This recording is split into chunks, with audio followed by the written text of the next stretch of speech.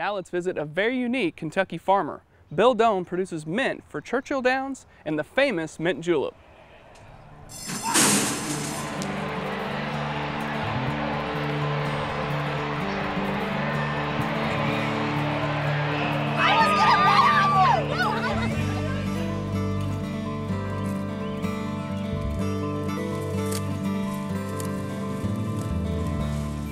We're located out in Pleasure Ridge Park, and my father moved here in 1930 with his mother and his brother and sister, and they farmed here. It was about 65 acres when they were farming, and over the years they sold parts of it off. It's only 10 acres, and I've got houses on two sides, apartments on one side, and condos on the other.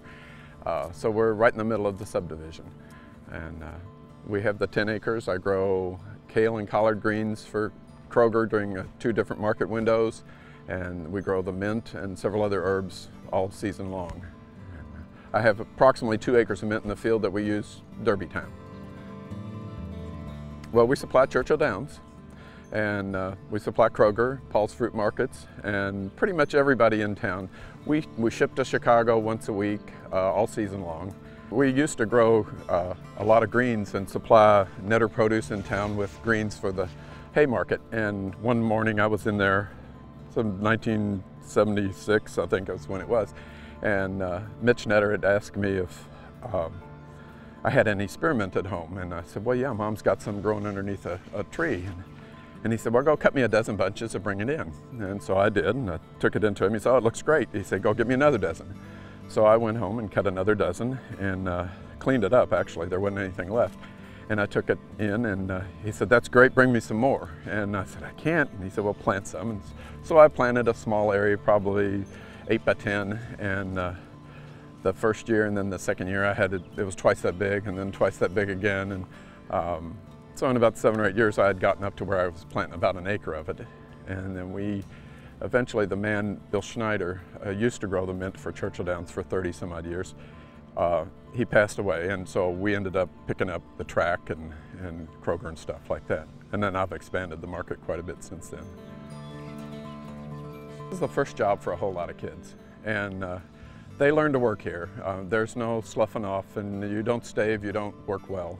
I have some boys working for me right now that their fathers actually worked for me. So it kind of dates me a little bit, but we have real high standards. The language, everything that the boys use and how they behave is, you know, they wear belts and their pants are pulled up around their waist, and we just have certain standards that we go by, and that's what it is. My dad worked here, and my uncles all worked here. I know that this is what I want to do now. It's satisfying work for me. I just like seeing, you know, the finished product and everything. I like, you know, getting the stuff in the ground and you know, watching it grow and everything. I go to school down at U of L, and everybody sees my jeans, you know, all dirty, and they ask me what we do, and it's pretty neat to tell them that we cut and supply the mint, you know, for the Derby, and you know, all the actors and the celebrities come and they drink their mint juleps, and that's what we cut.